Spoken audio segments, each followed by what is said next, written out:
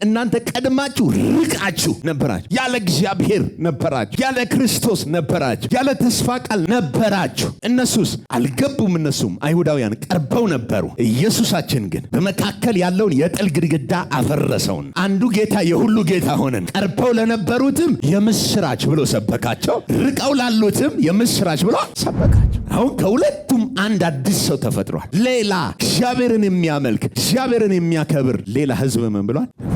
በደንብ ስሙኝ፣ በጥንቃቄም ስሙኝ፣ በጣም በማስተዋልም ስሙኝ። ለአንድ ህዝብ ለአንድ ብሔር የተጠራነን ብላችሁ የምትፎክሩ ሰዎች ወንጌል ስትሰብኩት ሰውየው ያለውን የእናንተን ብሔር አይኖረውም። ወንጌል ሲያመን ሌላ ህዝብ ነው የሚሆነው። ለምሳሌ የኔን ብሔር ብዬ ወንጌል ብሰብከው እኮ ልክ ወንጌሉ ብሔሬ እኔ ያለኝ የምለውን ብሔር እኮ አያረገውም ሰውየው። ልክ ሰውየው ወንጌል ሲቀበል ብሔሩን ያጠፋለትና አዲስ ፍጥረት ነው የሚሆን፣ አዲስ ህዝብ ነው የሚሆን። ስለዚህ ሲድን ያንተ ስለማይሆን ለብሔርህ አትስራ። ምን እያወራሁኝ ነው? አዲስ ፍጥረት ማለት የእግዚአብሔር ህዝብ ማለት ክርስቶስ ብሔሩ የሆነ ማለት ነው። ዘሩ ክርስቶስ ነው፣ ብሔሩ ክርስቶስ ነው፣ ቋንቋው ክርስቶስ ነው፣ ምግቡ ክርስቶስ ነው፣ ልብሱ ክርስቶስ ነው። አንዱ ጌታ የሁሉ ምን ሆኗል? ጌታ ሆኗል አለ። ኦኬ። አይሁዳዊ ወይም የግሪክ ሰው መሆን አልተቻለም። ለምን? ኢየሱስ ሲመጣ መሆን ነው የማትችለው። ባሪያ ወይም ጨዋ መሆን አልተቻለም። ወንድም ሴት መሆን አልተቻለም። ለምን ሲባል ክርስቶስ ሁሉ ነው፣ ደግሞ በሁሉ ነው።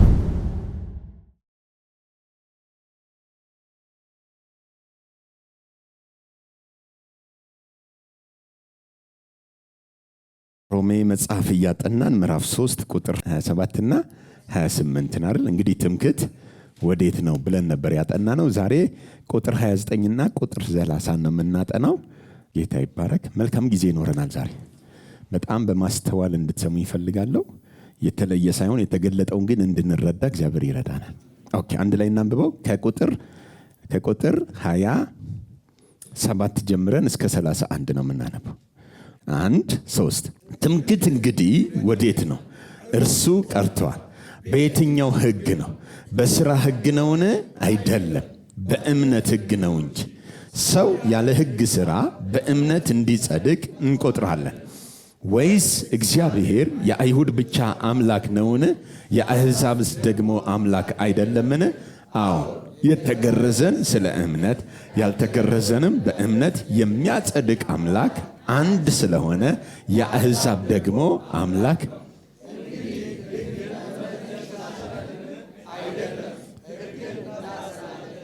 29ና 30 ብቻ 1 3 ወይስ እግዚአብሔር የአይሁድ ብቻ አምላክ ነውን? የአሕዛብስ ደግሞ አምላክ አይደለምን? አዎ፣ የተገረዘን ስለ እምነት ያልተገረዘንም በእምነት የሚያጸድቅ አምላክ አንድ ስለሆነ የአሕዛብ ደግሞ አምላክ ነው። ኦኬ፣ አንዱ ጌታ የሁሉ ጌታ ሆኗል ብየዋለሁ። ርዕሱን ዛሬ 29ና 30 ነው የምናጠናው። እዚህ ጋር ጳውሎስ ከቁጥር 21 በኋላ ሰው ሁሉ ኃጢአት የሰራና የወደቀ ስለሆነ እግዚአብሔር የሰውን ልጅ ለማዳን ለሰዎች ሁሉ ቤዛ የሆነውን ማንን አምጥቷል? የመስቀሉን ሥራ አምጥቷል ብሎ አንዱ የመስቀል ሥራ እንዴት እንደሚገኝ ሲነግረን በእምነት ብቻ እንደሆነና አዲስ ሕግ መጥቷል ብለን ነበር ሳምንት ዕለታም ስናን የነበረው አይደል? አሁን እግዚአብሔር ምን ቀይሯል ያልነው? ሕግ ቀይሯል። ልክ የግራቪቲ ሕግ እንደሚሰራው ሰዎችን የመሬት ስበት ሕግ ምን ያደርጋል?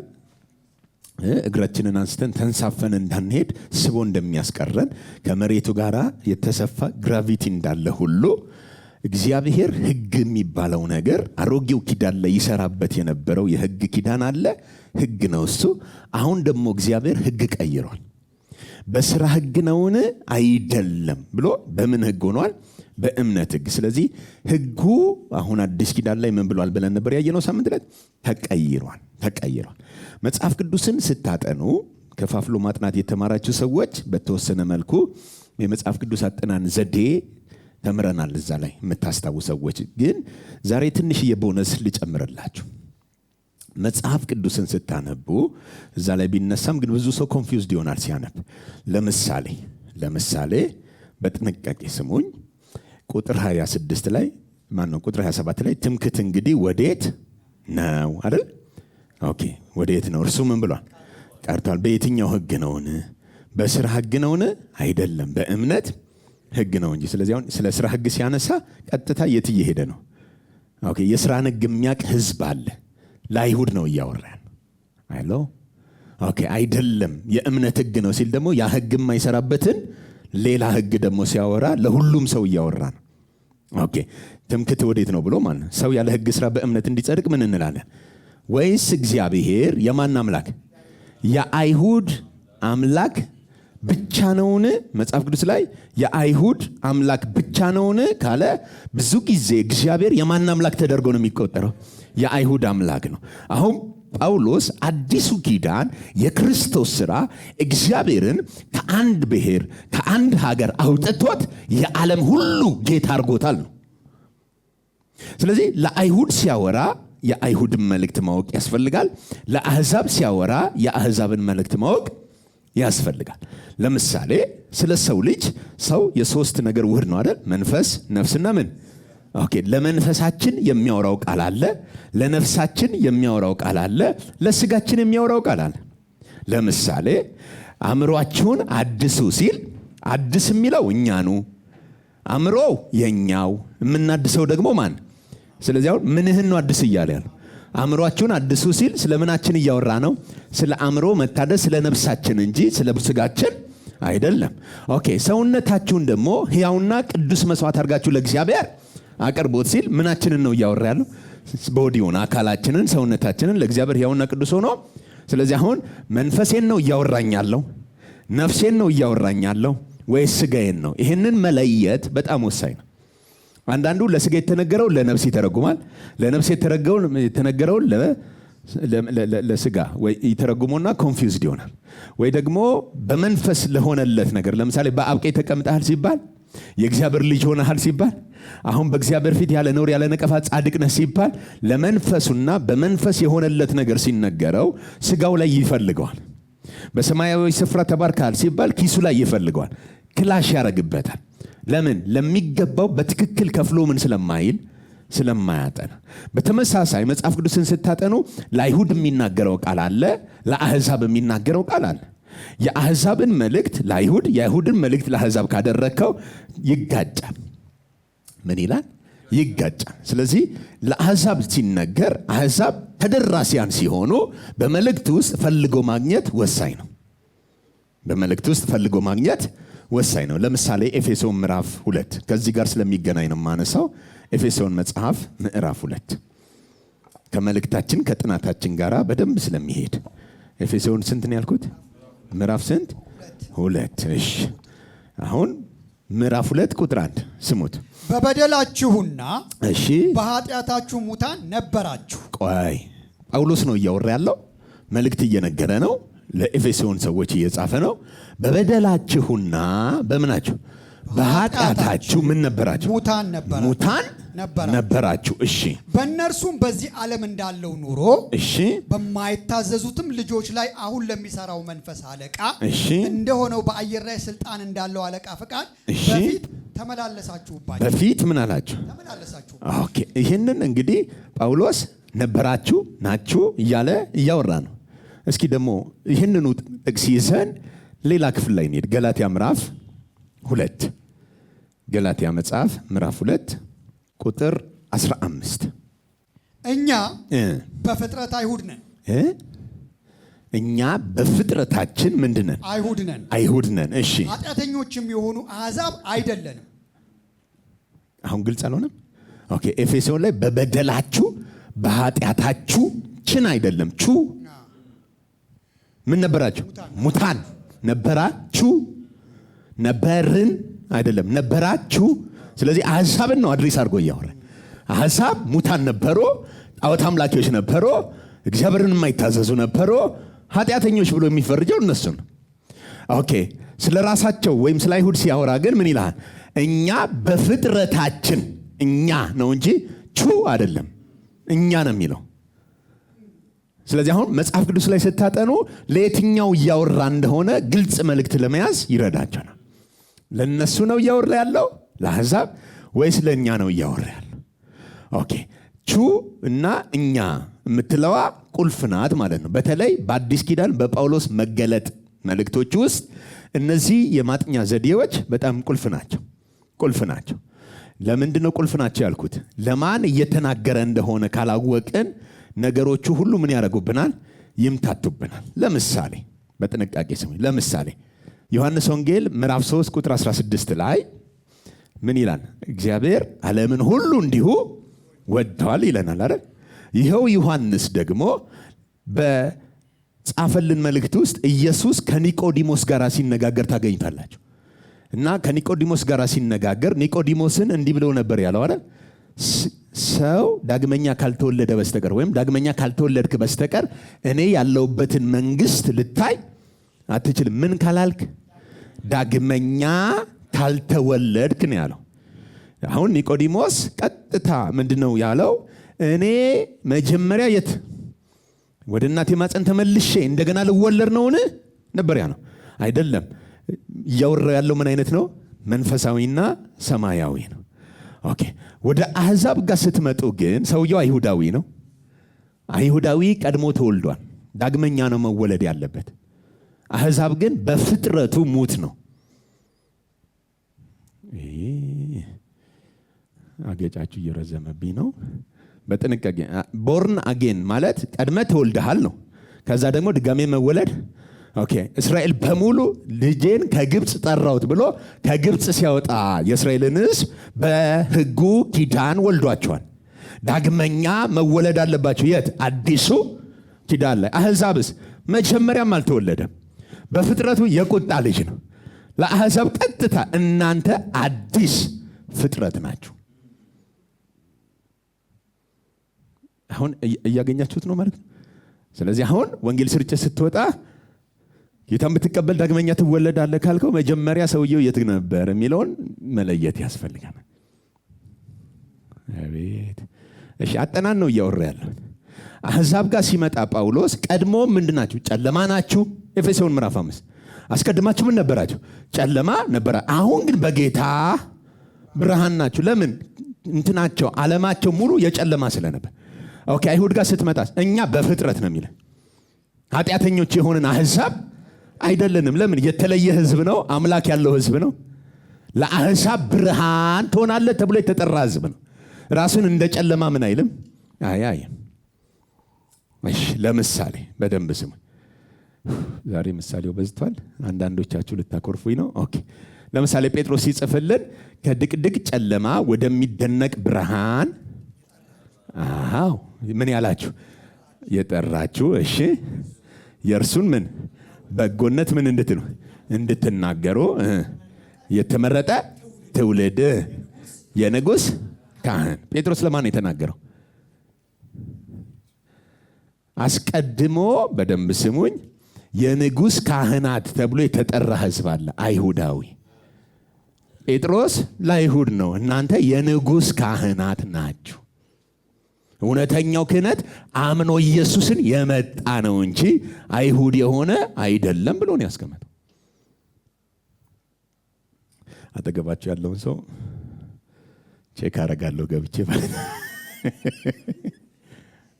መጽሐፌን ቼክ አረጋለሁ ገብቼ ማለት ሄሎ፣ እኔ አይደለሁም እያልኩ ያለሁት መጽሐፉን ነው እያወራ ያልኩት። ለተበተኑት 12ቱ ነገር ነው የጻፈው። ቤተ እስራኤላዊ ለሆኑ ግን በክርስቶስ ላመኑት ሲጽፍ እናንተ እኮ አለና ከድቅድቅ ምን ከየትኛው ጨለማ? ከድቅድቅ ጨለማ ነው። ግን ድቅድቅ ጨለማ ብዙ አእምሮ ውስጥ ያለው ሌላ ነው። የአሕዛብ ጨለማና የአይሁድ ጨለማ ይለያያል። እደግመዋለሁ። ለምሳሌ የአሕዛብ ጨለማ ሶርሱ ራሱ ሰይጣን ነው። የአይሁድ ጨለማ ግን ሶርሱ ሕግ ነው። እሺ፣ አብራራዋለሁ፣ አትደንግጡ። ሲና ተራራ ላይ ጭጋግ ጨለማ ነበር የመጣው አይደል? የሚታየው እጅግ ምን የሚል ነበር? እዛ ጋር ነው የተወለዱት፣ ጨለማ ውስጥ ናቸው። በክርስቶስ መወለድ መምጣት አለበት። ከዛ ከድቅድቁ ምን ያላችሁ አለ? የጠራችሁ እርሱን በማወቅ የንጉሥ ካህን እንድትሆኑ፣ ቅዱስ ሕዝብ እንድትሆኑ፣ ለርስቱ የተለየ እንድትሆኑ ምን ብሏችኋል ነው? ጠርቷችኋል ነው። አሁን አይ ነው ጨለማ ስንባል ይሄኛውን ጨለማ እያሰባችሁ ስለሆነ ነው። አሁን እንዴም እያላችሁ ያለ ባይብል ጨለማ ብሎ ሲያወራ ስለዚህ ተፈጥሯዊ ጨለማ ካሰባችሁ በጣም ነው ሚስ የምታደርጉት። ስቴት ኦፍ ቢንግ ነው። የምትቀመጡበት የምታርፉበት ፖዚሽናችሁ ነው። ለምሳሌ አዳም ሲተላለፍና ሲሞት ሞተብኝ ሲል እኮ ስፍራ ነው የቀየረው አይደል? ፖዚሽን ነው የቀየረው። አሁንም እኛ ክርስቶስን ስናምን ቦታ ነው የቀየርነው። ሄሎ ክርስቶስ ባለበት የመንፈስ ዓለም መገለጥ ውስጥ እግዚአብሔር ክርስቶስን የተቀበለበት ዓለም ውስጥ ነው እኛን ምን ያደረገን? ያስገባን። በማመናችን እሱ ያለበት ቦታ ላይ ምን ብለናል? ገብተናል። ኦኬ። የሙሴ ሕግ ደግሞ ሲመጣ ሰዎችን ያስቀመጠበት ቦታ አለ። ለምንድን ነው ኢየሱስ ሲመጣ በጨለማ የሄደ ሕዝብ ታላቅ ብርሃን አየ ያለው? ኦኬ። እኔ የዓለም ብርሃን ነኝ አላለም? የሚከተለኝ ህይወት አህዛብን አይደለም ያለው እኮ። እስራኤል መሃል እየተመላለሰ እኮ ነው። እኔ የዓለም ምንድን ነኝ? የሚከተለኝ ካለ እናንተ ምን ውስጥ ናችሁ ነው? ጨለማ ውስጥ ናችሁ። እኔ ብቻ ነኝ ብርሃን ነው። ሃሎ እውርም ቢመራው ሁለቱም ተያይዘው ወደ ገነት ወደ ገደል ምን ይላሉ? እውር ማንን ቢመራው? ኦኬ። እስራኤላዊ በሙሉ እውር ነው፣ ማየት አይችልም፣ ጨለማ ውስጥ ነው። ሄሎ እውር እያለ ያለው የጋረዳቸውን ምንድን ነው? የሙሴን ሕግ ነው የሚመራቸው። የንጉሥ ካህናት ተብለው እነሱ የተጠሩት የካህናት አለቆች ተቀምጠው በሙሴ ወንበር ላይ ቁጭ ብለው ምን ይላሉ? ያሳሉ። ደግሞ ሌላውንም ምን ያደርጉታል? ይመሩታል። እውር ናቸው መሪዎቹ፣ እውር ናቸው ተመሪዎቹ። አንድ አይን ያለው አጥርቶ የሚያይ ኢየሱስ ብቻ ነበር። የምታይ ሲሆን ነው እውርን የምታቀው እንጂ እውርን ስለማያውቀው መሪውም ተመሪውም እውር ናቸው። ግን ሁለቱም አንድ ዓለም ላይ ስላሉ ፕሬዝ ዘ ሎርድ እያሉ ነው።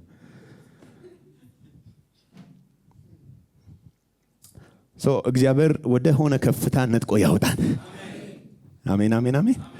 ኬርፉሊ ስታጠኑ አሁን ለየትኛው ወገን እንደሆነ በደንብ ክሊር እየሆነ ይመጣል። ለምንድን ነው ጳውሎስ እግዚአብሔር የአይሁድ ብቻ አምላክ ነውን ብሎ ያነሳው? እየጻፈ ያለው ሮም ውስጥ ላሉ ሰዎች ነው። ሮም ደግሞ የአሕዛብ ከተማ ነች። ኢቭን ጳውሎስ በአካል ሄዶ ወንጌል ሰብኮባት እንኳን አልነበረም ሲጽፍ።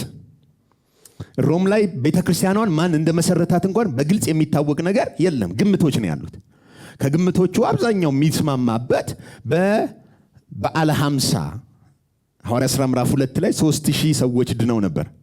በዓለ 50 ጴንጤቆስጤ በዓልን ለማክበር ከተሰበሰቡት አይሁዶች መካከል ዲያስፖራ አይሁዶች እዛ ጋር የዳኑት ሰዎች ወደ ሮም ሲመለሱ እዛ ውስጥ ነበሩና ወንጌልን አሰራጭተዋል፣ ወይም የሮምን ቤተክርስቲያን ፕላንት አድርገዋታል ተብሎ ነው የሚታመነው። በየትኛውም መንገድ ብቻ ተተክላለች። ቸርቿ ሮም ውስጥ አለች። ህብረት አለ፣ የቅዱሳን ህብረት አለ። እና የቅዱሳን ህብረት ውስጥ አንደኛው ችግር የነበረው ምንድነው? በዚህ ሮም መንገዶች ሁሉ ወደ ሮም ያቀናሉ የሚባልበት ሮም እንደ ዛሬቱ የተስፋይቱ ምድር እንደ ታላቂቷ አሜሪካ ያኔ ሰው ሁሉ ሊሄድባት የሚመኘው አይነት ሀገር ናት። ልዕለ ኃያል የምትባል ሀገር ስለሆነች እዛ መሄድ የማይፈልግ የለምና እዛ በስደት ይሁን በምርኮ ይሁን በምን ምክንያት እንደሆነ ባይታወቅም እዛ ደግሞ የገቡ ምኖች አሉ፣ አይሁዶች አሉ የሚኖሩ እና ቸርች ውስጥ አሕዛብ ሲድን አይሁድም ሲድን ሁለቱ መካከል ሁልጊዜ ተቃርኖ አለ፣ አለመስማማት አለ። አሁን አይሁዶች ሁልጊዜ አሕዛብን እንደ ሰው ለመቁጠር ይቸገራሉ። ለምን? ኃጢአተኞች ናቸው። ጳውሎስ ራሱ አሁን በጣም ሶስተኛ ሰማይ የሄደው ሰውዬ ነው አይደል? አንዱ ጌታ የሁሉ ጌታ ያለን እኮ እኛ በፍጥረታችን እኮ አይሁድ ነን፣ ኃጢአተኞች የሆነን አሕዛብ ሲል የምሩን ነው እያለ ያለው። ለምን? በእነሱ ጭንቅላት ውስጥ አሕዛብ ፈጽሞ ተቀባይነት የሌለው አምላኩን ማያቅ ጣዖት አምላኪ ውሻ ተደርጎ የሚታሰብ ነው። ውሻ ተደርጎ የሚታሰብ ነው። ኢየሱስም በደንብ ቦታቸውን አሳይቷል ለአሕዛቦች። ጌታ ሆይ ጌታ ሆይ እያለች እየሮጠች ከኋላ ልጄን ፈውስልኝ ያለችዋን ሴት ታይቷል። ከጢሮስና ከሲዶና ወጥቶ ሲሄድ እየተከተለች ጌታ ሆይ ልጄን አጋንንት ክፉኛ ይዘውና ምን በልልኝ። ኢየሱስ ዝም ብሏት ሄደ ነው የሚለው። ደቀ መዛሙርቱ ግን እየተከተሉ ጌታ ሆይ ኧረ እባክህ እየለመነች ነው፣ ከኋላ እየጮኸች ነው፣ አሰናብታት ሲሉት የልጆችን እንጀራ ለምኖች ለቡችሎች መስጠት ምን አይልም አይቻልም ወይም አይገባም ነበር። ምን እያላት ነው? ውሻ ሲላት ሰው ወዲያው ነው ባነነችው። ወይ ሞት ይርሳኝ ረስቼው ነው እኔ ፍርፋሪውን ነው ያለችው። እኔ ነው ሸምት ላይ ብላ አልተከራከረችም። ለምን? አሕዛብም አምኖ የተቀበለው ነው። ሃሎ እና በአይሁድ ጭንቅላት ውስጥ አሕዛብ ቦታ ይኖረዋል፣ በእግዚአብሔር ዘንድ ቦታ ይኖረዋል ማለት ተረት ነው። ለምን? አልተገረዘም። ለምን? ሕጉን አልጠበቀም። ለምን? የአብርሃም ስር አይደለም። እና እሱ ይድናል ወይ ብላችሁ ብትጠይቁት ከባድ ነው። ለዛ ነው ኢየሱስም እኔ አለ የምነግራችሁ ብዙ ነገር አለኝ፣ ግን ልትሸከሙት ምን አትሉም አትችሉም። እኔ ብሄድ ይሻላቸዋል። መንፈሱ ሲመጣ አንዳንድ ጥቆማ ምሪት እያደረገ ሲገልጥላቸዋል። አሁን ግን ብነግራችሁ ልትሸከሙት ምን አትሉም። ስለዚህ አሕዛብ በክርስቶስ አምነው የእግዚአብሔር ሕዝብ ይሆናሉ ማለት ለአንድ አይሁዳዊ የማይታሰብ ነው። ኢቨን ኢየሱስ ሲልክ አይታችሁታል። በአሕዛብ መንደር አትሄዱ ይላል፣ ወደ ሳምራውያንም እንዳትገቡ ይላል። ለምን? የተላኩት ለአይሁድና ለዚህ ሕዝብ ብቻ ነው። ምክንያቱም ከትንሣኤ በኋላ ነው ለዓለም ሁሉ እንጀራ ሆኖ የሚመጣው ኢየሱስ። ለዓለም ሁሉ እንጀራ ከመሆኑ በፊት ግን ለአይሁድ መሲያቸው ስለሆነ እነሱ ጋር ብቻ እንዲቀር ነው የሚፈልጉት። ወደ አሕዛብ መሄድም አያስቡትም። እና አንድ ጊዜ እንደውም እንጀራ ሊገዙ በሄዱበት ዮሐንስ ወንጌል ምዕራፍ 4 ላይ ወደ ሳምራውያን ዘንድ ሊሄድ ግድ ሆኖበት ከሆነ ሴት ጋር ሲጫወት አገኙትና ትንግርትን የሆነባቸው በሳምራውያን ዘንድ እሱ መገኘቱ። ከአንዲት ሳምራዊት ጋር ማውራት ከባድ ነው። ሴትዮይቱ ራሱ ምንድን ያለችው? አንተ አይሁዳዊ ስትሆን ከኔ ውሃ አንተ ምን ስትሆን? ስለዚህ ሳምራውያን ምን ይላሉ ማለት ነው? ያምናሉ። ብፁዕ ቅዱስ ዘነገደ ምናምን ብለው የእስራኤልን ሕዝብ የተለየ ሕዝብ እንደሆነ አንተ አይሁዳዊ እንዴት እኔን ትጠይቀኛለህ እኮ ነው። ለምን? አይሁዳውያን ከእነሱ ጋር ምን አይሉም ነበር? አይተባበሩ። ለምንድን ነው የማይተባበሩት? ሕግ አላቸው። ከግብፅ ሲያወጣቸው ጀምሮ ምንም ቅርብ ቢሆን እግዚአብሔር በአሕዛብ መንገድ ምን አላረጋቸውም? አልመራቸውም። በራሱ መንገድ ነው የመራቸው። እና ሲመራ ሲያስተምር ሲያሰለጥናቸው ከአሕዛብ ጋር ምን እንዳይሉ እንዳይተባበሩ የሚከለክል ሕግ አለ። ለምሳሌ አሕዛብ ሴትን ማግባት አንድ አይሁዳዊ ከማህበረሰቡ እንዲወገዝ ያደርገዋል። በሙሴ ሕግ ውስጥ ያለ ነው። የአሕዛብን ሴት አንድ አይሁዳዊ ሄዶ እንዲያገባ ምን አይደረግም? አይፈቀድለትም። የአሕዛብ መንደር ሄዶ አብሮ መብላት ምን አይልም? አይፈቀድለትም። የተከለከለ ነው። እና ሕዝቡ ያደገው በዚህ ጭንቅላት ነው። ከአሕዛብ ጋር ፈጽመው ምን አይልም? አይተባበርም። አሕዛብ የሚበላውን አብሮ አይበላም። አሕዛብ በሚያደርግበት አምልኮ ስታይል ምን አይልም? አያደርግም። እግዚአብሔር ራሱ በነ ትንቢተ ኤርምያስ ሲነግራቸው በነ ኢሳይያስ ስሙ ይላል። የሰራዊት ጌታ እግዚአብሔር እንዲህ ይላል፣ የአሕዛብ አማልክት ይላቸዋል። ዓይን አላቸው አያዩም፣ ጆሮ አላቸው አይሰሙም። በእርሻ መካከል በዱባ ማሳ ውስጥ ለማስፈራሪያ እንደተቆመ አሻንጉሊት ናቸው፣ አትፍሯቸው ይላል። አሁን በአንድ አይሁዳዊ ጭንቅላት ውስጥ ምን አይነት ስዕል ይዞ እንደሚያድግ ስለ አሕዛብ እዩት። እና የአሕዛብ አምላክ ይሆናል እግዚአብሔር ብሎ ማመን ለአእምሯቸው ምን የሚያደርግ ነው? የሚከብድ ነው። ብዙም ደግሞ ለአሕዛብ የተነገሩ ትንቢቶች የሉ። አይሁድን ብትጠይቀው ግን መሲህ አለን ይመጣል ይልሃል። አንድን አሕዛብ ሄዳችሁ ብትጠይቁት ግን ስለ መሲህ አያቅልህም። አብርሃም ብትለው አያቅልህም። ይስሐቅ ብትለው አያቅልህም። ታቦት ብትለው አያቅልህም። ሕግ ብትለው አያቅልህም። ሙሴ ምንም የሚያውቀው ታሪክ የለም። እሱ የሚያውቀው የራሱን የጣዖት አምልኮች ብቻ ነው። እና ዓለማትን የፈጠረው ልዑሉ እነሱንም ለማዳን እቅድ አለው ብሎ ማመን ከባድ ነው። ስለዚህ ጳውሎስ ለሮም ቤተ ክርስቲያን ውስጥ ምን እያለን? እግዚአብሔር ነው የሚለው። ስሙት፣ እግዚአብሔር የአይሁድ ወይም የእስራኤል የአይሁድ አምላክ ብቻ ነውን? ብቻ ነውን? አይደለም። ደግሞ አሁን የማን አምላክ ሆኗል? ስለዚህ አሁን እግዚአብሔር የአይሁድ አምላክ ብቻ ሳይሆን የማንም አምላክ ሆኗል። ስለዚህ ኢየሱስ አለ የጥሉን ግድግዳ አፍርሶ የሰውን ዘር በሙሉ ለእግዚአብሔር ምን አድርጎለታል ነው? አቅርቦለታል ነው። ስለዚህ እናንተ አይሁዶች ብቻ አትመኩ፣ እግዚአብሔራችሁ የእናንተ ብቻ አይደለም፣ የማንም ሆኗል። አንዳንድ በዚቹ አጋጣሚ ጥሩ ነው ነካ ነካ ማድረግ። አንዳንድ ሰዎች ልዩ መገለጥና ራእይ ተሰጠኝ የሚሉ አሉ። ልዩ መገለጥ ታውቃላችሁ? እኔ ለእንትን ሕዝብ ነው የተጠራሁት የሚሉ አልሰማችሁ? እሺ፣ ወደፊት ሰማላችሁ አሉ። ምንድን ነው የአይሁዳውያን አይነት ብሔርተኝነት ነፍሳቸውን ያነቃቸው ሰዎች እግዚአብሔር ሲጠራቸው ራሱ ለእንትን ብሔር ነው የጠራኝ ነው የሚሏችሁ። እግዚአብሔር የሚጠራችሁ ለሰው ነው። አልሰማሁ፣ እደግመዋለሁ። ለተወሰነ ብሔር፣ ለተወሰነ አካባቢ፣ ለሆነ አካል ምን አይልህም፣ አይጠራም። ግን ምክንያት አድርገው የሚያነሱት ምንድነው? በይሁዳ በሰማሪያ ከዛ እስከ ምድር ዳርቻ ነው። ስለዚህ የምትጀምረው ከምንድን ነው? ቅድሚያ ህዝቤን ነው ትላለህ። አንተ 12ቱ ማን ነህ እንዴ? የዓለም ዳርቻ ላይ ወንጌሉ መጥቷል። ንገሩት፣ ለሰው ተጠርተሃል በሉት። አይዟችሁ ንገሩት፣ የተጠራው ለሰው ነው በሉት። አልሰማሁም። የተጠራ ነው ለማን ነው? ለአንተ ህዝብ አልተጠራህም። ያንተም ህዝብ የለህም። አም ሶሪ። ቆይ አንድ ጥቅስ ሲናንበብ ሮሜ ምዕራፍ 10 ላይ ሮሜ ምዕራፍ 10 ላይ አንዳንዶቻችሁ ፈርታችኋል። አይዟችሁ። አንዱ ጌታ ምን እንደሰራ እስኪ እንየው። ምዕራፍ 10 ቁጥር 10 ሰው በልቡ አምኖ ይጸድቃልና። ቆይ ሰው በምኑ አምኖ? በልቡ አምኖ ይጸድቃልና። እሺ በአፉም መስክሮ ይድናልና። በአፉም መስክሮ ይድናልና።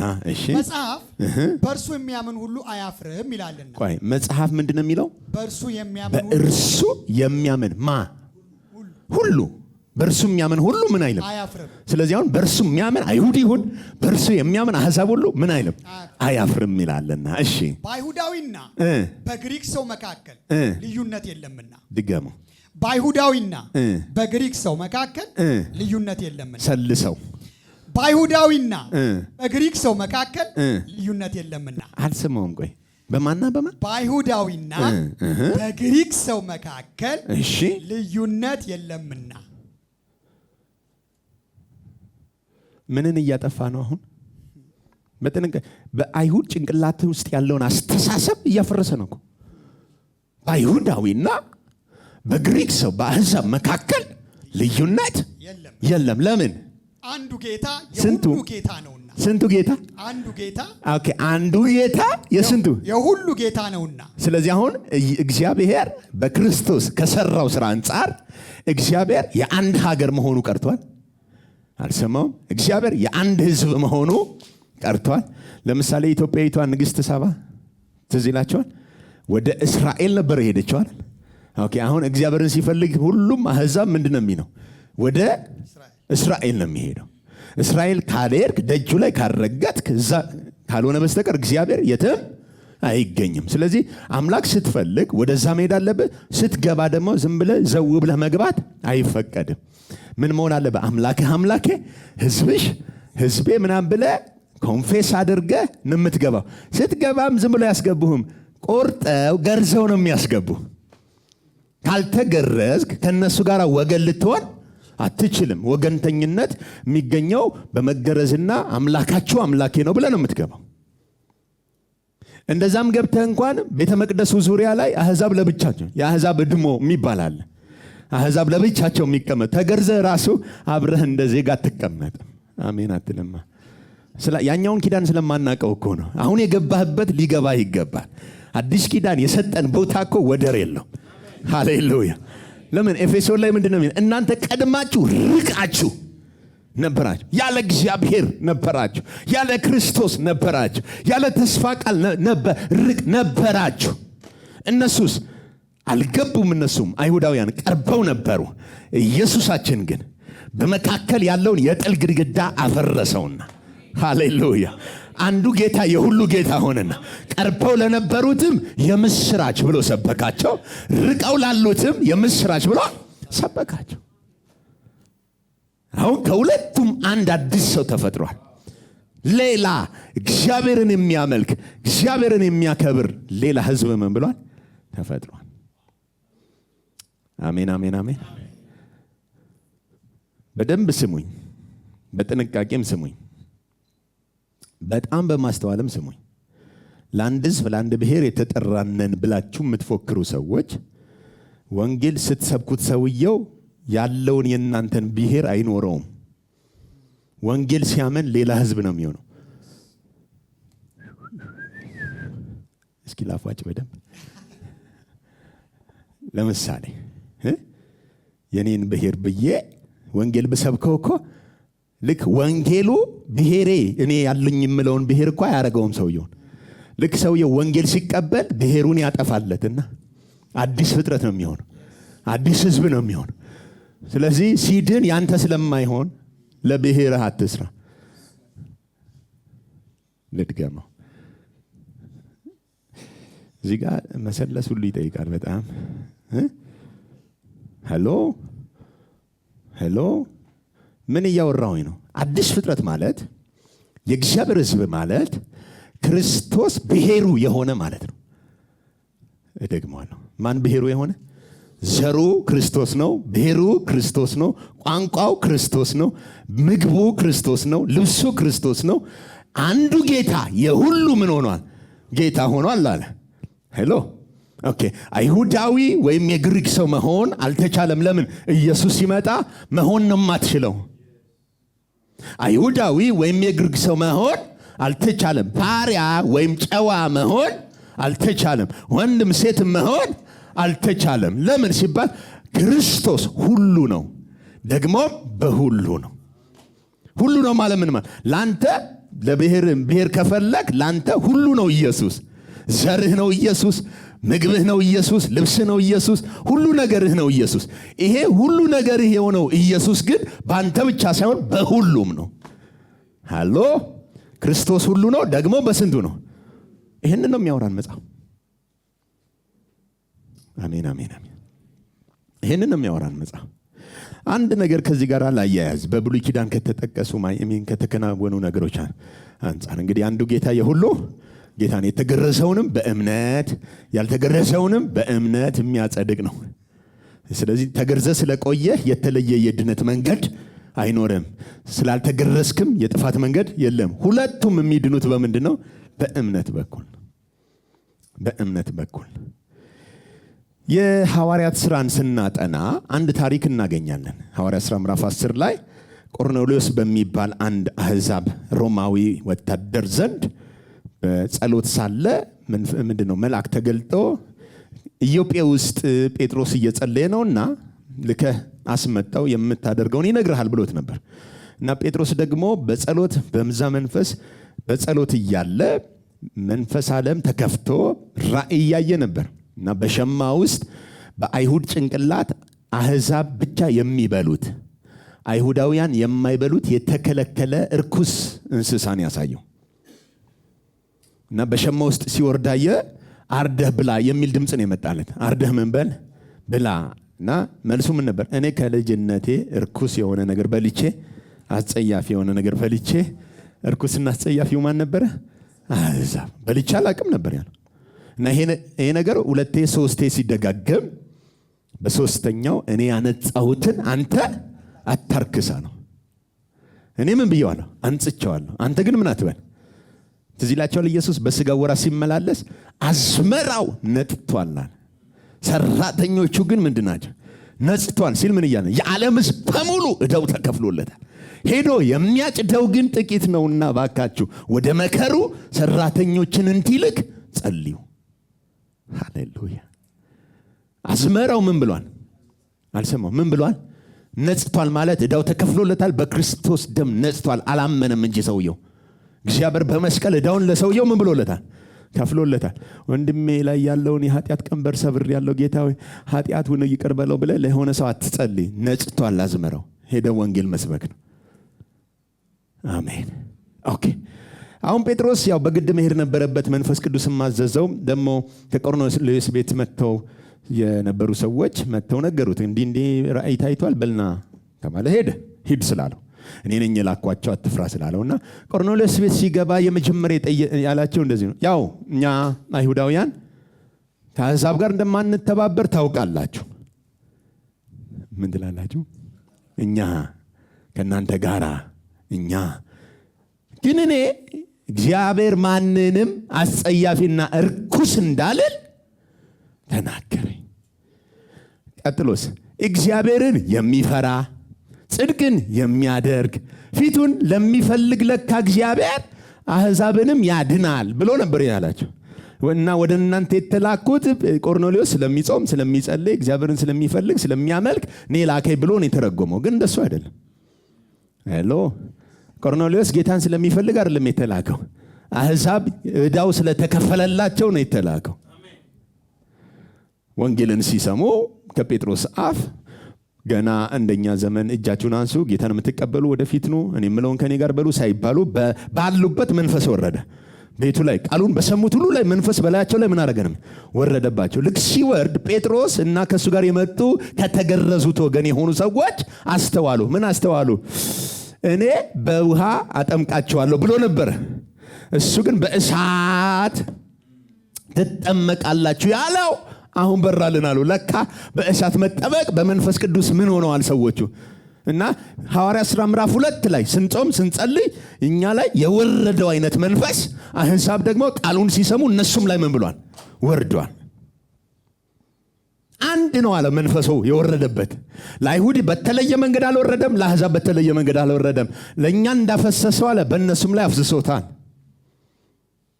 እና ከተገረዙት ወገን ከጴጥሮስ ጋር የመጡት አሕዛብ ደግሞ የመንፈስ ቅዱስን ስጦታ እንደተቀበሉ ባዩ ጊዜ ተገረሙ ነው የሚለው።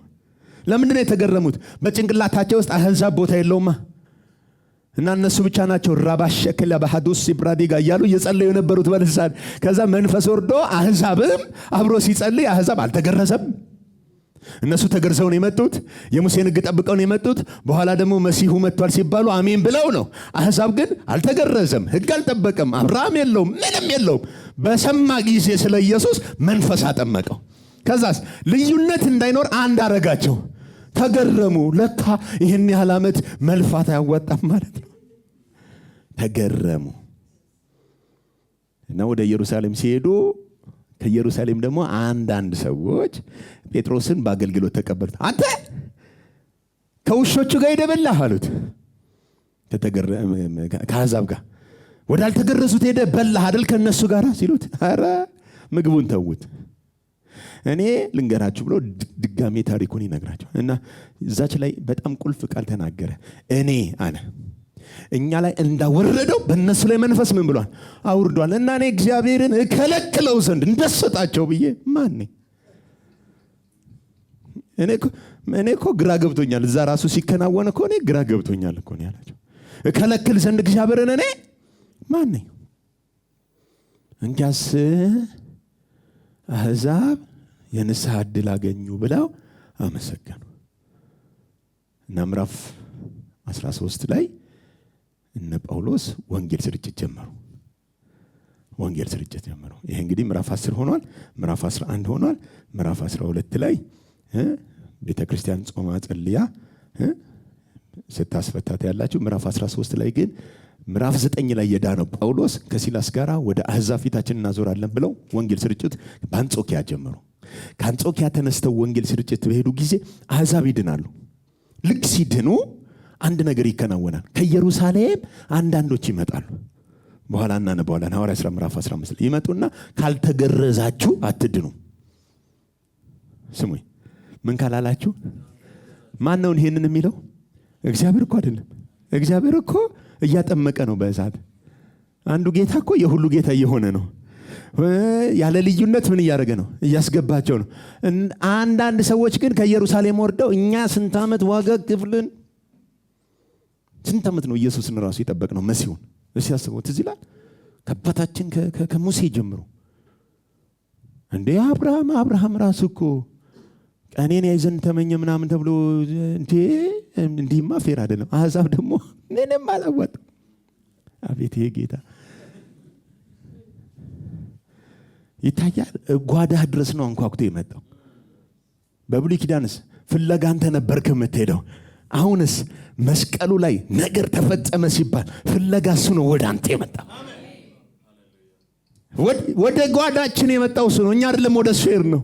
ወዳለንበት መጥቶ አንኳክቶ የምስራች ብሎ ርቀው ለነበሩትም ቀርበው ለነበሩትም የምስራቹ ምን አለላቸው? ሰበከ። እና ይሄ ስብከት አልተመቻቸውም። አንዳንድ ወገኖች ከተገረዙት ወገን የሆኑ አልተመቻቸውምና ከኢየሩሳሌም ወጥተው በደንብ ስሙኝ፣ ኢየሩሳሌም ቸርች ላይ መሪው የኢየሱስ የሥጋ ወንድም ያዕቆብ ነው። እና ያዕቆብ የማያውቃቸው ግን ከቸርች ይወጡና ፌር አይደለም ብለው ጎጠኞች ናቸው። ጎጠኛ ታውቃላችሁ? ያዕቆብ አያውቅም። ወጥተው አሕዛብ ወዳሉበት ይሄዱና ትገርዟቸው ዘንድ ይገባል ይላሉ። እነ ጳውሎስን ራሱ ካልተገረዙ አይድኑም ብለው ደቀ መዛሙርትን ወይም የክርስቶስ አማኞችን ሲያውኩ ክርክር ተነሳ። እነ ጳውሎስ ደግሞ የለም መዳን አንዱ ጌታ የሁሉ ጌታ ሆኗል። እናንተ ተገርዛችሁ ኖራችሁ ሊሆን ይችላል። እግዚአብሔር ደግሞ አሁን ሳይገረዙ እንዲድኑ ፈቅዷል። የኢየሱስ ሥራ በቂ ነው፣ መገረዝ አያስፈልግም እያለ ሲከራከር ጥል ሆነ። ይሄ ነገር እየከፋ ስለሆነ አሉ በአጭር ቃል ወደ ኢየሩሳሌም እንሂድና ዋና ጉባኤው ተሰብስቦ የሚያስተላልፈውን ያስተላልፍ እንጂ በዚህ ከቀጠልን ጥሩ አይሆንም ብለው ቀን ተቆረጠ። ምን ለማድረግ? ኢየሩሳሌም ተሰብስበው ለመወሰን። እስቲ እናንብበው። ሐዋርያት ሥራ ምዕራፍ 15 ከአንድ ጀምር። አንዳንዶችም ከይሁዳ ወረዱና እሺ እንደ ሙሴ ሥርዓት ካልተገረዛችሁ ትድኑ ዘንድ አትችሉም ብለው እሺ ወንድሞችን ያስተምሩ ነበር። እሺ በእነርሱና በጳውሎስ በባርናባስም መካከል ብዙ ጥልና ክርክር በሆነ ጊዜ እሺ ስለዚህ ክርክር ጳውሎስና ባርናባስ ከእነርሱም ጋር አንዳንዶች ሌሎች ሰዎች ወደ ሐዋርያት ወደ ሽማግሌዎችም ወደ ኢየሩሳሌም ይወጡ ዘንድ ተቆረጠ። እሺ ቤተ ክርስቲያኑን በመንገድ እየረዳቸው እርሱ የአሕዛብን መመለስ እየተረኩ ምን እየተረኩ በፌንቄና በሰማርያ አለፉ። ወንድሞችም ሁሉ እጅግ ደስ አሰኟቸው። ወደ ኢየሩሳሌምም በደረሱ ጊዜ ቤተ ክርስቲያንና ሐዋርያት ሽማግሌዎችም ተቀበሏቸው። ማን? ቤተ ክርስቲያን፣ ሐዋርያት፣ ሽማግሌዎች ተቀበሏቸው። ኦኬ። እግዚአብሔርም ከእነርሱ ጋር ያደረገውን ሁሉ አወሩ። እሺ ከፈሪሳውያን ወገን ግን ያመኑት አንዳንዶቹ ከየት? ከፈሪሳውያን። ሰዎቹ ምንድን ናቸው? ፈሪሳውያን ምን አይነት ናቸው? አይሁዳውያን ሆነው ግን ፈሪሳዊ ማለት የበቃ የሕግ አስተማሪና ፈጻሚ ነው። ኢየሱስ ምሳሌ አድርጎ ጽድቃችሁ ከፈሪሳውያንና ከሰዱቃውያን ካልበለጠ ምን አትሉ? ጳውሎስን ስትጠይቁት እኔ በሕግ በኩል ከመጣችሁ ፈሪሳዊ እና አንድን አይሁዳዊ ሄደህ የወደፊት ራእይህ ምን መሆን ነው ብትሉት ፈሪሳዊ ነው የሚልህ። እንደማን ብትጸድቅ ጥሩ ነው ብትለው እንደው እንደ ፈሪሳዊ ካረገኝ ብሎ ነው የሚያምነው። ይሄ ጭንቅላ ስላላቸው ነው ከፈሪሳዊ ካልበለጣቸው አትጸድቁም ያላቸው ኢየሱስ። እንኪያስ ማን ሊድን ይችላል የሚያስብል ነው።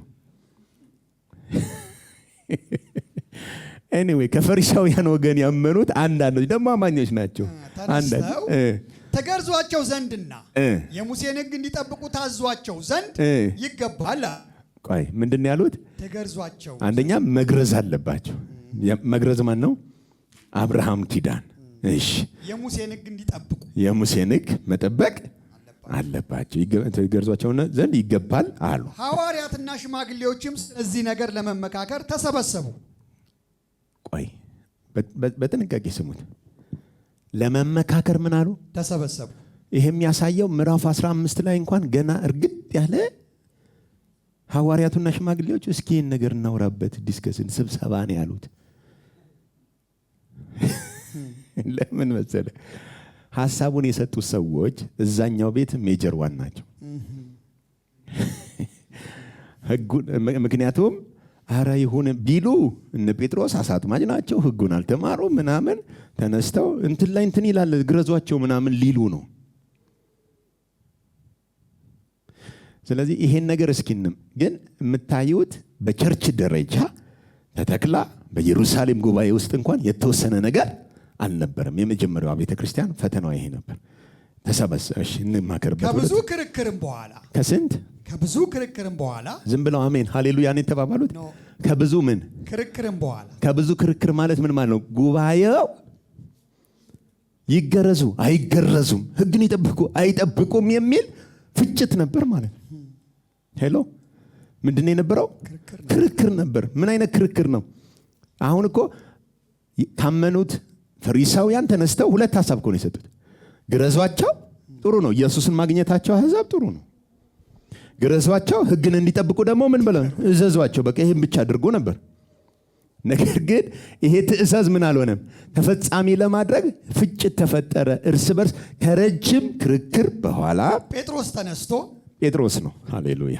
እግዚአብሔር ራሱን ያለ ምስክር ስለማይተው ምዕራፍ 10 ላይ ጴጥሮስ ተገልግሏል። እኔ ያነጻሁትን አንተ ምን አትበል አታርክስ ብሎታል እግዚአብሔር አስቀድሞ። ስለዚህ ቀድሞ ምን እያደረገ ነው? እግዚአብሔር ሰርቷል። ምዕራፍ 10 ላይ ለካ ተናጋሪ አእማድ የሆነውን ጴጥሮስን አዘጋጅቷል፣ ወንጌሉ እንዳይበረዝበት። ሐዋርያት ሥራ ምዕራፍ 15 ላይ በግልጽ አስቆመው። ጴጥሮስ ተነስቶ ምን አላቸው? ምን አላቸው? ወንድሞች ሆይ እሺ፣ አሕዛብ ካፌ የወንጌልን ቃል ሰምተው ያምኑ ዘንድ አሕዛብ የወንጌልን ቃል ካፌ ሰምተው ይድኑ ዘንድ እግዚአብሔር በመጀመሪያው ዘመን ከናንተ እኔን እንደመረጠኝ እናንተ ታውቃላችሁ። በመጀመሪያው ዘመን ካለ ከረጅም ዘመን በኋላ ነው እያወራሉ። ግን ከናንተ በፊት እግዚአብሔር ማንን መርጧል? ስለዚህ አሁን በአሕዛብ ጉዳይ ላይ እኔ ላውራ እናንተ ጸጥ በሉ ነው። የምን መከራከር ነው? እስኪ ዝም በሉ። ቆይ አንዴ እኔ ካፌ ቃል ሰምተው እንዲድኑ እግዚአብሔር አስቀድሞ እንደጠራኝ ታውቃላችሁ። እሺ፣ ልብንም የሚያውቅ አምላክ ሃሌሉያ! ምንን የሚያውቅ? ልብንም የሚያውቅ አምላክ ለኛ ደግሞ እንደሰጠን ምን እንዳለን ለኛ ደግሞ እንደሰጠን መንፈስ ቅዱስን በመስጠት መሰከረላቸው። ማሳክራዴጋ ለኛ ደግሞ ምን እንዳለን እንደሰጠን ምንን በማደል መንፈስ ቅዱስን በማደል መሰከረላቸው። ስለዚህ ለአሕዛብ የመንፈስ ቅዱስ ስጦታ ሲመጣ እባካችሁ ዝም በሉ እያለ ነው። ለኛ እንደሰጠን ነው ግን ለነሱም የሰጠው። መሰከረላቸው። እሺ፣ ልባቸውንም በእምነት ሲያነጻ፣ ልባቸውን በሙሴ ሕግ ሲያነጻ ነው። በምንድን ያነጻው? በእምነት ሲያነጻ በእኛና በእነርሱ መካከል አንዳች አልለየም። አሜን። ለምን? ተገልግሏላ። በዓይኑ አይቷል መንፈስ ሲወርድባቸው። ከዛስ ይህን ነገር ዲናይ ለማድረግ አቅም የለውም። አሁን ያየው ነገር ስለሚይዘው በእኛና በማን በእነርሱ። ስለዚህ አሁን የኛ አምላክ የኛ ብቻ መሆኑ ቀርቷል። እባካቸው የነሱም ሆኗል። ይሄን ነው ማመንና መቀበል የከበዳቸው። ለምን? እግዚአብሔር የኛ ብቻ አሜን። ግን ጴጥሮስ የተናገረው ነው እኛ ላይ እንዳፈሰሰው ልባቸውን በእምነት ሲያነጻ ደግሞ በእኛና በእነሱ መካከል አንዳች አለየም። የኛ አምላክ የነሱ አምላክ ሆኗል። አለየም። እሺ፣ እንግዲህ አባቶቻችንና እኛ ልንሸከመው ያልቻልነውን ቀንበር አባቶቻችሁና እኛ እሺ ልንሸከመው ያልቻልነውን ቀንበር እሺ በደቀ መዛሙርት ጫንቃ ላይ በመጫን እሺ እግዚአብሔርን አሁን ስለምን ትፈታተናላችሁ? አሁን እንዲህ ብላችሁ በልባችሁ ውስጥ ጻፉት። የሙሴን ሕግ ማስተማርና መገረዝን በሰው ልብ ላይ ማስተማር እግዚአብሔርን መፈታተን ነው። ብዙ ሰው መድረክ ላይ ቆሞ እግዚአብሔርን ነው የሚፈታተነው። ወንድሜ እንዲማታረክ ሆነ እንዲያረግልህም ሲል የሙሴን ሕግ የሚያስተምር ሰው በሙሉ እግዚአብሔርን ምን ያደርገው ነው? በእምነት ልብ የሚያነጻውን እግዚአብሔርን በስራ ነው የሚያነጻው እያሉ እየተፈታተኑት ነው። ሄሎ ሰርልም የሚገርመኝ እኛና አለን አባቶቻችን ልንሸከመው ያልቻልነው ምን ቀንበር ነው። አንተ ሕግ ልንሸከመው ያልቻልነው ምን ቀንበር። ይሄንን ቀንበር እኛ አልቻልነውም። ለዛ ነው ኢየሱስ መጥቶ የቻለልን። አባቶቻችን አልቻሉትም። ይሄንን ያልቻልነውን ቀንበር በደቀ መዛሙርት ላይ መጫን እግዚአብሔርን መፈታተን ነው። አንዳንድ አሁን ኢየሱስ ማቴዎስ ወንጌል ምዕራፍ 11 ላይ ተናገራታለች ቁጥር 28 ላይ ማንም ሸክም የከበዳችሁ ወደ እኔ ኑ የምትል ጥቅሳለች። እና የቤት ኪራይ የከበዳችሁ ወደ እኔ ኑ ያለ ነው ይመስላቸው ብዙዎቹ። ሸክም የከበዳችሁ ማለት ይሄንን እኛና አባቶቻችን ልንሸከመው ያልቻልነው ቀንበር ነው ብሏል። እና የሙሴን ሕግ መፈጸም ያቃታችሁ፣ በመገረዝ መኖር ያቃታችሁ፣ እናንተ የከበዳችሁ ሸክም የሆነባችሁ አልችልም የምትሉ ወደ እኔ ኑ። እኔ ምን እላችኋለሁ? እኔ ብቻ ነኝ ሕጉን ከላያችሁ ላይ ቀንበሩን ሰብሬ ነፃ ማረጋችሁ። የኔ ሸክሙ ምንድነው አለ? ልስብ የሆነ ቀላል የሆነ ጸጋ የሚባል እሰጣችኋለሁ። እናንተ ደቀ መዛሙርት ላይ የሙሴን ሕግ በመጫን እግዚአብሔር ምን እንዳትሉ አትፈታተኑ። እሺ፣ ነገር ግን በጌታ በኢየሱስ ክርስቶስ ጸጋ እንደነርሱ ደግሞ እንድን ዘንድ እናምናለን። ድገመው ይሄን ደግሞ። ነገር ግን በጌታ በኢየሱስ ክርስቶስ ጸጋ ቆይ በማን በጌታ በኢየሱስ ክርስቶስ ጸጋ። ማን ይሄንን የሚያወራው አሁን? ጴጥሮስ። ጴጥሮስ አይሁዳዊ ነበር። አይሁዳዊ ነው። በጌታ በኢየሱስ ክርስቶስ ጸጋ፣ በኢየሱስ ክርስቶስ ጸጋ እንደነርሱ ደግሞ እንድንን ዘንድ። እንደማን? እንደነርሱ ደግሞ እኛ ራሳችን ምን እንድን ዘንድ እናምናለን። እንደኛ ይድኑ ዘንድ እኮ አይደለም ያለው። እንደነርሱ እኛ ራሳችን ምን እንድን ዘንድ። ሄሎ ወንጌል እንዴት እንደሚጣፍጥ ይሁት። እንደነርሱ እንድን ዘንድ ደግሞ እናምናለን። እሺ ሕዝቡም ሁሉ ዝም አሉ። ምን አሉ? ባይሰው ወንጌል ስታወራ ብዙ ሰው ግራ ስለሚገባው ምንድነው የሚያወራው? እንደኛ እኮ ነው መንፈስ በላያቸው ላይ የወረደው። እንደኛ ነው የዳኑት እኮ አይደለም ያለው። እኛ ራሳችን በኢየሱስ ክርስቶስ ጸጋ እንደነርሱ እንድን ዘንድ ሲል እንትኑ እንደ ሪቨርስ አደረገው። ጊሩን ሲቀይረው የሚያስብል ነው።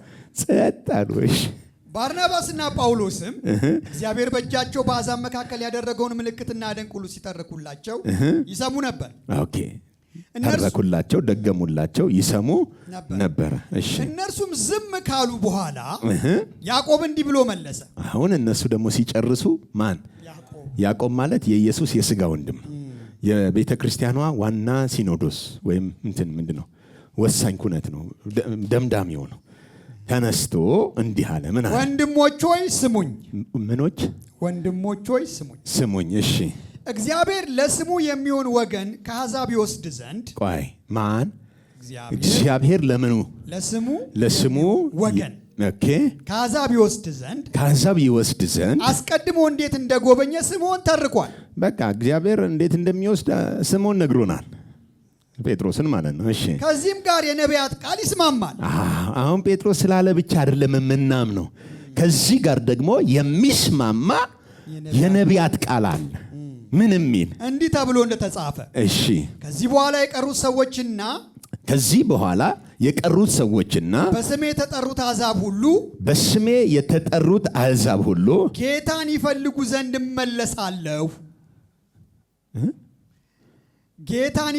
ዘንድ እመለሳለሁ። ማንን ይፈልጉ ዘንድ? ማንን የሚመለሰው? ይመለሳሉ ወይስ እመለሳሉ? ጌታን ይፈልጉ ዘንድ እኔ ነኝ የምመለሰው ወደ እነሱ እመለሳለሁ። እሺ የወደቀችውንም የዳዊትን ድንኳን። የማንን?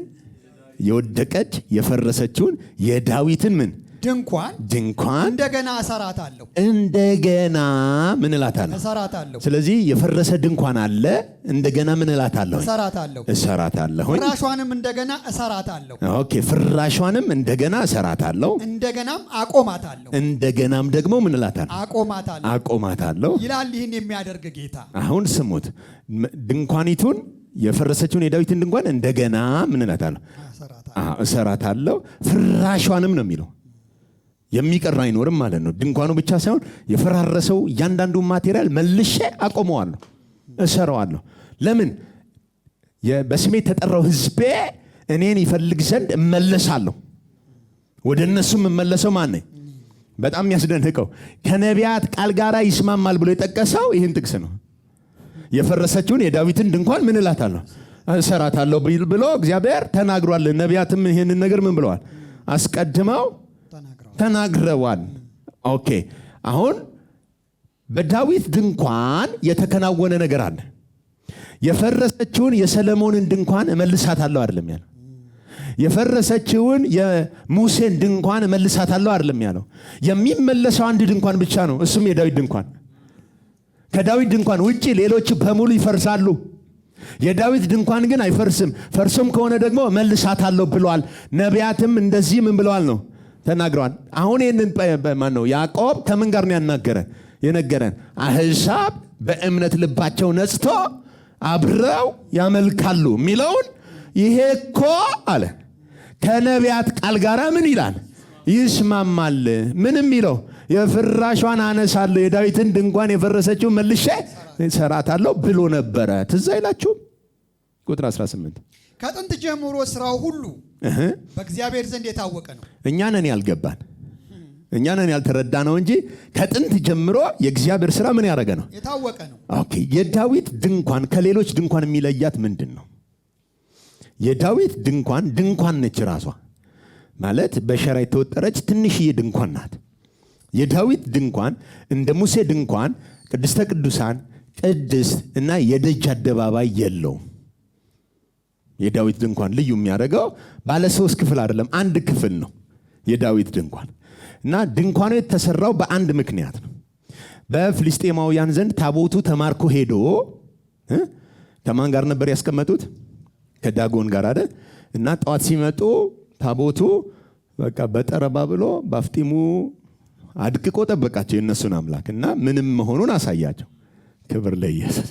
እና ታቦት እኮ ነው ከጣዖት ጋር ሲያስቀምጡት የአሕዛብ አማልክት እንዲህ ነው እኔ ብቻ ነኝ አምላክ ብለው አፈራረሰላቸው። ከዛስ ይሄ ነገር አሉ ካቆየ ነው ገና ይፈጀናል፣ ስለዚህ መመለስ አለብን ብለው ወደ መጣበት ወደ እስራኤል ለመመለስ ሲሞክሩ ኦዚያን ደግፎት ነበር አይደል? እንዴት እንደሚመለስ ለማያውቅ እና በራሱ የቆመና የከበረን አምላክ ደግፈኸው ወደ ቦታው አይሄድም። ለማንኛውም ተቀስፎ ሞተ። ያን ጊዜ አንድ አቢዳራ የሚባል የጥበብ ሰው ነበር። የአምላኩን ታቦት በትክክል ምን የሚያደርግ የሚያውቅ ስለነበረ እያረደ መስዋዕት እያቀረበ ወደ ሰፈሩ ይዞት ሄደ። አኖረው እሱ ጋር 3 ወር ቆየ። 3 ወር ሲቆይ የአቢዳራ ቤቱ፣ ዘሩ፣ አካባቢው በሙሉ በበረከት አጥለቀለቃቸው። ደስ የሚለው ታቦቱ ሲኖርህ ብሉይ ኪዳን ላይ ግመል ይኖርሃል። ባረከው ማለት እንደሱ ግመል፣ ፍየል ምናምን ይበዛልሃል። እሱ ነው ምልክቱ። አዲስ ኪዳን ላይ ታቦቱ ሲኖር ሰላም፣ እረፍት አልሰማ ሌላ እንትን ቪኤት አይደለም የሚኖርህ እንደዚህ ዝቀኸው የማጨርሰው ሰላም ይትረፈረፍላል። ታቦቱ ሲኖር ዓለም እየተናወጠ አንተ ለሽ የሚያደርግ የሰላሙ ንጉሥ ልብን ይገዛዋል። ሃሌሉያ። እና ተባረከ። የአቢዳራ ቤት እንደተባረከ ንጉሥ ዳዊት ሰማ። ሲሰማ የእግዚአብሔር ታቦት ውጭ አድሮማ እኔ እዚህ አላድራትም ሄጄ አመጣለሁ ብሎ ድንኳን ሰራለት ለእግዚአብሔር ታቦት። ወደ ራሱ ድንኳን ወደ ተማረከበት ወደ ራሱ ቦታ ከመግባቱ በፊት ንጉሱ በራሱ ግቢ ውስጥ ዳዊት ለእግዚአብሔር ታቦት የሚሆን ድንኳን ሰራለት። በተመሳሳይ ያረደ የታመጣው ታቦቱን ይዞት መጣ። ታቦቱን ይዞት ሲመጣ ታቦቱን ለመመለስ ከመጡ አሕዛቦች ነበሩ፣ አይሁዳዊ ብቻ አልነበረም። እና አብረው ከታቦቱ ጋር መጥተዋል። ታቦቱ ቀጥታ የገባው የተዘጋጀለት ጊዜያዊ ድንኳን ውስጥ ነው። ጊዜያዊ ድንኳን ውስጥ ታቦቱ ሲገባ ያልተገረዘ መግባት የማይችልበት፣ ካልተገረዘ አሕዛብ ወደ እግዚአብሔር ድንኳን መግባት የማይችልበት የዳዊት ድንኳን ውስጥ ተመለሰ ታቦቱ ብለው በደስታ ሲያመልክ አይሁዳዊው ገብቶ አሕዛብም ከታቦቱ ጋር የመጡት አብረው ገብተው አንድ ድንኳን ውስጥ ታቦቱም አለ፣ አይሁድም አለ፣ አሕዛብም አለ። አቧራ ጨሰ የሚል የሐጋግ ጭፈራ በደስታ ያመልካሉ። ግን መቅሰፍት የለም። አሕዛብ ሳትገረሽ ይገባሽ ብሎ የሚቀስፍ የለም። ለምን? ታቦቱ ተመልሷልና። እና ይሄ ድንኳን ታቦቱ ወደ ቦታው ከገባ በኋላ ፈርሷል። እግዚአብሔር የነቢያት ቃል አስቀድሞ ትንቢተ አሞጽ ላይ ትንቢት ተናገረ። የፈረሰችውን የዳዊትን ድንኳን ፍራሿን አነሳታለሁ፣ ደግሜም እሰራታለሁ። ምንድነው የሚለያት? አይሁድ አሕዛብ ብላ አትለያይም። ታቦቱ ምናምን ብላ ክፍፍል የላትም። ሁሉን ይዛ ታቦቱን የምታነግስ የከበረች ድንኳን ነች። እሱም በክርስቶስ ተሰርቷል። ሃሌሉያ። አይሁዳዊ የለም፣ የግሪክ ሰው የለም፣ አንዱ ጌታ የሁሉ። በደንብ ስማይ። እዛ ቦታ ሄዶ አፈራርሷል እኮ። አሁን ግን መጥተው ድንኳኑ ሲገቡ የዳዊት ድንኳን ትለያለች። ለምን? ጊዜያዊ ስለሆነ ሕጉ እየሰራ አልነበረም። ይሰራ የነበረው ታቦቱ ብቻ ነበር። ታቦቱ ደግሞ አሕዛብንም ያቅፋል። ሳይገረዙ ነው ድንኳን ውስጥ የገቡት። ሳይገረዙ ነው የንጉሥ እንትን ውስጥ ግቢ ውስጥ የገቡት። አብረው ያመለኩት አንዳች የሙሴ ሕግ ምን ሳይሉ ሳያሟሉ ግን የሞተ ያዕቆብ የተነሳና ትዝ አይላችሁም? የነቢያት ቃል ከዚህ ጋር ምን ይላል? የዳዊት ድንኳን እኮ አሕዛብን ሳይቀስፍ አይሁዱንም አሕዛቡንም ታቦቱንም በጋራ የያዘ ነው። ቤተ ክርስቲያን ማለት አይሁድም አሕዛብም ታቦቱ ኢየሱስም በጋራ የምንኖርበት፣ ልዩነት የሌለበት፣ ዘር የማይሰለጥንበት፣ ታቦቱን ለማንገስ ብቻ የተሰበሰበ ድንቅ ሕዝብ ማለት እኛ ነን። ይሄ የነቢያት ቃል ምን ይላል አለ። ይሄ ራሱ ስምዖን የተናገረልን ብቻ አይደለም አለ። ምን እንደተረከልን ሰምታችኋል። ከዚህ ጋር ግን እሱ ካወራው ጋራ የነቢያት ቃል ይስማማል። ነቢያት በግልጽ ተናግረዋል። ምን ብለው? ፍራሿን ሁሉ አድሳታለሁ ብለው። የወደቀችውን የማን ድንኳን? አሁን አንድ ሰው እንደዚህ ላይ የዳዊትን ድንኳን ፍራሿን ማንሳት ራእይ ይዣለሁ ይላል። ብራዘር ፍራሹ ተነስቷል። ኢየሱስ መጥቶ ገጣጥሞት ምናምን አሁን የሚገርም ሕንፃ ሆነናል። አንድ አዲስ እኔ አነሳታለሁ። የምርህን ነው? ሄደ መርካቶ አሰፋ። አሁን ድንኳኑ እኔ እናንተ ነን። ታቦቱ የሚያድርበት ድንኳን፣ ልዩነት የሌለበት ድንኳን። ወደ ድንኳኑ ለመግባት ስትፈልግ፣ ከታቦቱ ጋር ህብረት ለማድረግ ስትፈልግ ተገርሳለሁ የማይባልበት፣ አልተገረሽሞ የማይባልበት፣ ወንዶች ለብቻ ሴቶች ለብቻ የማይባልበት፣ ባሪያ የለም ጨዋ የለም፣ ወንድ የለም ሴት የለም፣ አይሁድ የለም፣ ሁላችን አለ የእግዚአብሔር ልጅ በማመን አንድ ሰው ሆናቸው። አንዱ ጌታ የሁሉ የአይሁድ አምላክ ብቻ ሳይሆን አሁን የማን አምላክ?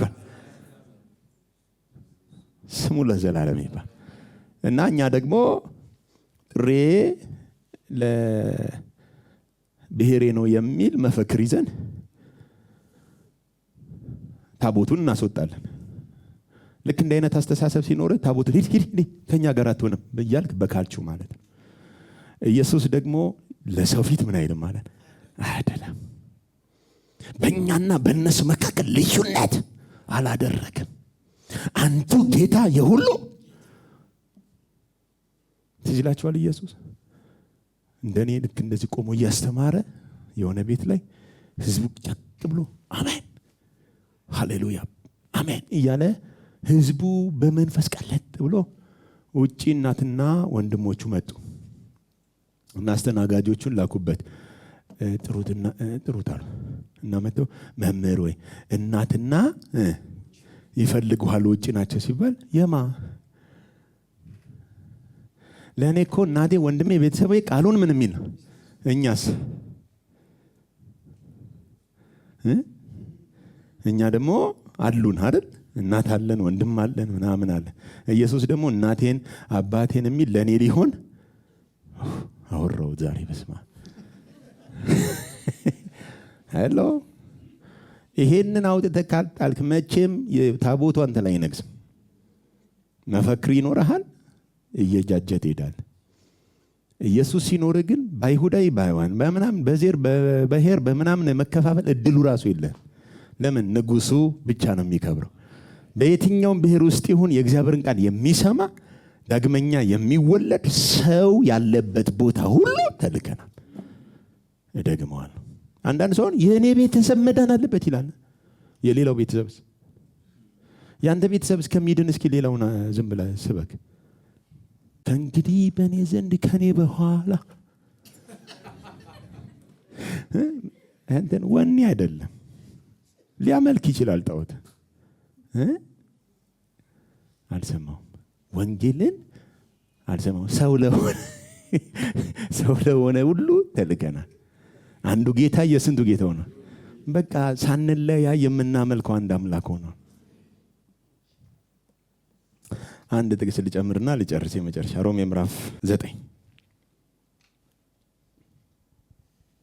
ቁጥር 24 የምህረቱ ዕቃዎችም ከአይሁድ ብቻ አይደሉም።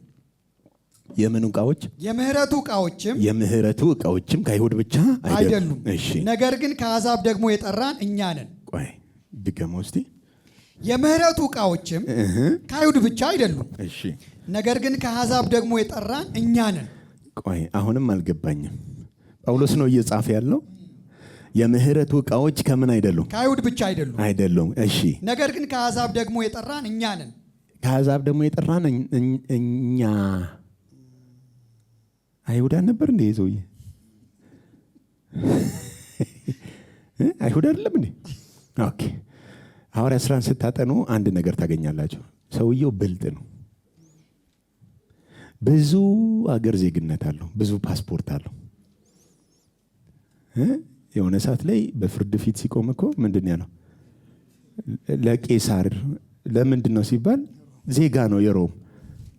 ስለዚህ ለሮም ሲጽፋው ምን አለ? እኛ ነን፣ እኔም ዜጋ ነኝ ነው። እና የብዙ ሀገር ዜግነት ቢኖራችሁ ክፋት የለው። አንደኛው ሲያመጽ ጳውሎስም ነበረው፣ ኢየሱስም ነበረው፣ እኛም አለን። አክቹአሊ የሰማዩም አለን የዚህኛውም አለን። ኤኒዌይ እሺ ቀጥል።